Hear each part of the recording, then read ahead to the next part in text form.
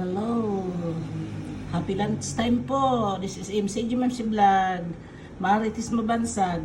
Ayan, nagkalderita ako. Kalahating kilo na baboy. Kami-kami lang naman dito.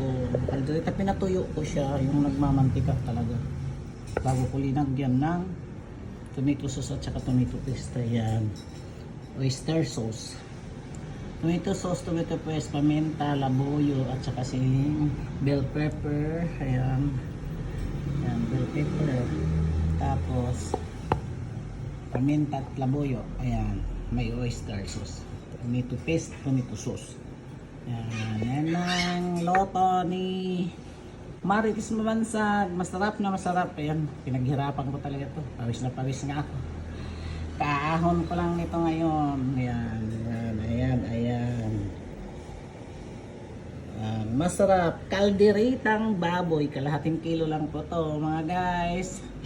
Tara. Di muna makapag-diet ngayon. Mag more extra rice ka pa. Pero ako half rice lang talaga.